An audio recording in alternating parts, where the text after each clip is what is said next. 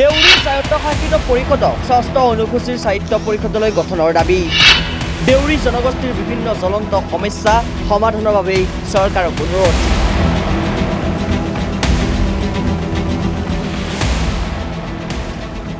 জনগোষ্ঠীটোৰ বিভিন্ন সমস্যা আছে, যিবোৰ সমস্যা সমাধানৰ বাবে আজিৰ দিনটোত গুৱাহাটীৰ ভীমবৰ দেউৰী ভৱনত বিশেষ আলোচনা সভাৰ আয়োজন কৰিছে, য'ত সদৌ অসম দেউৰী ছাত্ৰ সন্থাৰ আৰু দেউৰী সম্প্ৰদায়ৰ জাতীয় সংগঠনসমূহে উপস্থিত আছে। আৰু এই সকলো সংগঠনৰ মাজত একত্ৰিত হৈ একেলগে আলোচনাত বহিছে সকলো। আলোচনাৰ লগতে অংশ লৈছে দেউৰী পিপুলছ জাষ্টিছ ফৰামৰ প্ৰতিনিধি দলে। মুঠৰ ওপৰত দেউৰী স্বায়ত্তশাসিত পৰিষদক ষষ্ঠ অনুসূচীৰ স্বায়ত্ত পৰিষদলৈ গঠনৰ দাবী দেউৰী জনগোষ্ঠীৰ লোকসকলৰ। প্ৰথমে নমস্কাৰ। আমি সদৌ অসম দেউৰী ছাত্ৰ সন্থাই সুদীৰ্ঘ 23 বছৰ আন্দোলন কৰি দেউৰী স্বায়ত্তশাসিত পৰিষদখন পালোঁ। এইটো হ'ল ছেটেলাইট কাউন্সিলৰ। আৰু এতিয়া আমি ভাৰতীয় সংবিধানৰ যিটো ষষ্ঠ অনুসূচী বা ভাৰতবৰ্ষৰ যিখন সংবিধানৰ গণ্ডিটো 75 আৰ্টিকলত আমি যিহেতু জনজাতি হিচাপে আমি ভাৰতীয় সংবিধানৰ স্বীকৃতিপ্ৰাপ্ত এটা জনজাতি ভূমিপুত্ৰ খিলঞ্জীয়া জনগোষ্ঠী। সেই জনগোষ্ঠীয়ে নিজৰ স্বকীয় বৈশিষ্ট্য কলা সংস্কৃতি বিকাশৰ কাৰণে আমাৰ যিখিনি সংবিধানৰ গণ্ডিত যিখিনি প্ৰাপ্য আছে সেই প্ৰাপ্যখিনি আমি বিচাৰিছোঁ। তো এতিয়া হ'ল দেউৰী জনগোষ্ঠীটোৱে বিভিন্ন আমাৰ গাঁওবোৰত বা আমাৰ যিখিনি মানে গাঁৱলীয়া হোজা সবল মানুহখিনি, তো সেই মানুহখিনিক আমি শিক্ষা কলা সংস্কৃতি আগবঢ়াই নিবৰ কাৰণে যে আমাৰ যিখিনি দেউৰী স্বায়ত্তশাসিত পৰিষদ ছেটেলাইট যিটো কাউন্সিল উপগ্ৰহীয় যিটো পৰিষদ দিলে, সেই পৰিষদখন এতিয়া মানে সিমান বৰ বেছি সুৰক্ষিত হৈ থকা নাই বা তেখেতলোক এই পৰিষদখনক লৈ আমি মানে জনগোষ্ঠীটোক আগবঢ়াই নিব পৰা নাই। তো এতিয়া চাওক, যিটো বৈজ্ঞানিক যুগৰ আজিৰ যুগত যিখিনি গ্ল'বেলাইজেশ্যন যুগত, তো আমি দেউৰী জনগোষ্ঠীটোৱে যদি নিজৰ জাতিটোক নিজৰ স্বকীয় বৈশিষ্ট্যক যদি আমি বিশ্ব দৰবাৰত যদি প্ৰতিষ্ঠা কৰিব নোৱাৰোঁ, তেতিয়াহ'লে আমাৰ জাতিটোৰ এদিনাখন নিশেষ হৈ যাব। তো সেইকাৰণে আমি ভাৰতীয় সংবিধানৰ গণ্ডিত যিটো ষষ্ঠ অনুসূচী, যিহেতু আমি ট্ৰাইবেল, আমি জনজাতি, সেইটো যেতিয়া নেকি সংবিধানৰ গণ্ডিত ইতিমধ্যে ইনক্লুড হৈ আছে, সেই হেতুকে আমি দেউৰী স্বায়ত্তশাসিত পৰিষদখনত এই উপগ্ৰহীয় স্বায়ত্তশাসিত পৰিষদখন আমি কনভাৰ্ট কৰি ষষ্ঠ অনুসূচী এটা সাহিত্য পৰিষদ গঠনৰ কাৰণে চৰকাৰক দাবী জনাইছোঁ। আমি বহুবাৰ অনুনয় নিবেদন আৰু কি বুলি কয় স্মাৰকপত্ৰ দিছোঁ, কেন্দ্ৰীয় মন্ত্ৰীক দিছোঁ আৰু অসমৰ মন্ত্ৰী বিধায়কক দিছোঁ। তো জনগোষ্ঠীটোৰ আমি যে আমাৰ জনগোষ্ঠীটোক জীয়াই ৰাখিবৰ কাৰণে। তো আৰু এটা ইয়াতে প্ৰশ্ন আহি পৰিছে যে যিহেতু এতিয়া অন্য জনগোষ্ঠীবিলাক যেনেকৈ আপোনাৰ মিচিং, তিৱা, ৰাভা, যে তেখেতলোকৰ এতিয়া অসমৰ খিলঞ্জীয়া হিচাপে তেখেতলোকৰ খিলঞ্জীয়া জনগোষ্ঠী, সেই জনগোষ্ঠীখিনি এতিয়া সাহিত্য পৰিষদ যিটো ছেটেলাইট কাউন্সিল তেখেতলোকৰ সীমা নিৰ্ধাৰণ কৰিছে। পুনৰ সমষ্টি নিৰ্ধাৰণ যিটো প্ৰক্ৰিয়া চলি আছে, তাত আমি প্ৰশাসনিক বিভাগৰ লগত কথা পাতিছোঁ যে আমাৰ নিজৰ যেতিয়া নেকি ছেটেলাইট কাউন্সিল আছে, আমাৰ যেতিয়া নেকি ছেটেলাইট কাউন্সিলত যেতিয়া নিৰ্বাচন অনুষ্ঠিত কৰিছে, আমাৰ দেউৰী অধ্যুষিত অঞ্চল দেউৰী গাঁওবোৰক লৈ এটা সমষ্টি নিৰ্ধাৰণ কৰি পিনি আমাক নিৰ্বাচন অনুষ্ঠিত কৰাই পৰিষদখন এতিয়া আমাৰ চলি আছে।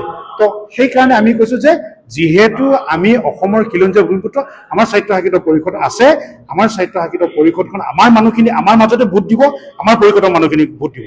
তো আমি অন্য জনগোষ্ঠী অন্য স্বায়ত্তশাসিত পৰিষদত মানে আমি যাব নিবিচাৰোঁ। তো আমি বিভিন্ন চৰকাৰী পক্ষক সেই কাৰণে স্মাৰকপত্ৰ দিছোঁ। তো সেইখিনি অলৰেডি 30 তাৰিখত তেখেতলোকে যি আলোচনাৰ মাধ্যমেৰে ডিলিমিটেশ্যনৰ কাম সম্পূৰ্ণ হ'ব।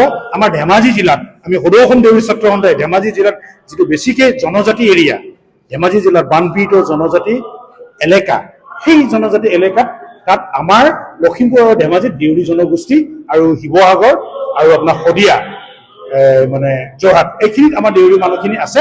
আমাৰ একেলগে অন্য জনগোষ্ঠী জনজাতি সকলো আছে। যে এইখিনি আমাৰ দেউৰী জনগোষ্ঠী গাঁওবোৰ বাদ দি তেখেতলোকৰ সমষ্টিবোৰ নিৰ্ধাৰণ কৰিবৰ কাৰণে আমি চৰকাৰৰ ওচৰত আলোচনা আৰু দাবীও আৰু স্মাৰকপত্ৰ প্ৰেৰণ কৰিছোঁ। ইতিমধ্যে সভাৰ আয়োজন কৰা হৈছে, কি ক'ব, কি উদ্দেশ্য লৈ আপোনালোকে সভাখন আয়োজন কৰা হৈছে?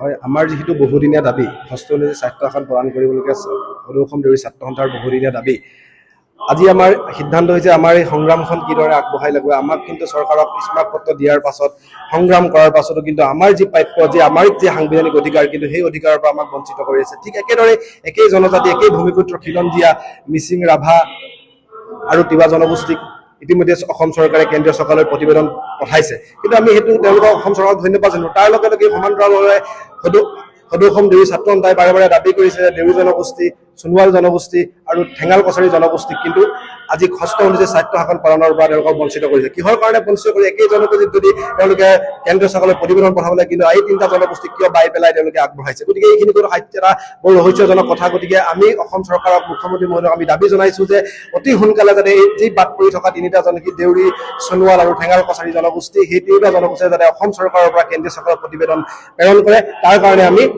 আজিৰ এই সভাৰ পৰা আমি তেওঁলোকক আমি অনুৰোধ জনাইছো। আৰু এটা কথা ক'ব লাগিব যে যিহেতু দেউৰী ছাত্ৰ পৰিষদৰ 22টাকেই সদস্য আছে, আজি এই 22টা সদস্যই আজি এই সভাখনত যিধৰণে সহযোগিতা কৰিব লাগিছিলে আমি ঠিক তেনেদৰে আমি সহযোগিতা আমাৰ লগত কোনো কৰা নাই। গতিকে এই ক্ষেত্ৰত আমি যিসকল আমাৰ কাউন্সিলৰ আমাৰ DACৰ সদস্য আছে, এই সদস্যসকলে আৰু মুখ্য কাৰ্যবাহী সদস্য ডাঙৰক আমি অনুৰোধ কৰিছো যে অতি সোনকালে যাতে আপোনালোকে অসম চৰকাৰৰ মুখ্যমন্ত্ৰী ডাঙৰীয়াৰ লগত আলোচনা কৰি যাতে আমাৰ যি সাংবিধানিক অধিকাৰ এই অধিকাৰ পাবৰ কাৰণে যাতে আপোনালোকে আগবঢ়াই লৈ যায়, তাৰ কাৰণে আপোনালোকক আমি আজিৰ এই সভাৰ পৰা, এই মঞ্চৰ পৰা আপোনালোকক মোদী সংবাদ মাধ্যমৰ জৰিয়তে আমি দাবী জনাইছো।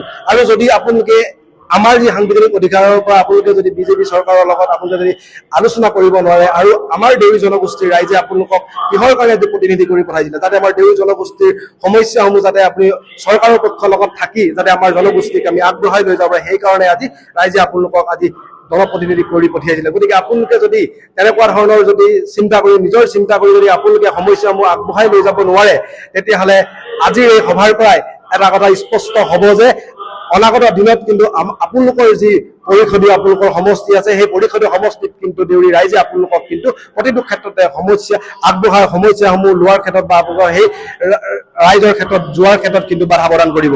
আৰু এটা কথা ক'ব লাগিব যে আজি এই সভাৰ পৰা এটা সিদ্ধান্ত হ'ব যে অনাগত ডিচেম্বৰ মাহৰ ভিতৰত অসম চৰকাৰৰ বিৰুদ্ধে বা পৰিষদীয় যিসকল সদস্য আছে সেই সদস্যসকলৰ বিৰুদ্ধে কিন্তু ধাৰাবাহিক আন্দোলনৰ এটা পোষকতা কৰিছে, আৰু আন্দোলন নিশ্চয়কৈ আমাৰ সংগ্ৰাম অব্যাহত থাকিব, গণতান্ত্ৰিকভাৱে সংগ্ৰাম অব্যাহত থাকিব। ধন্যবাদ।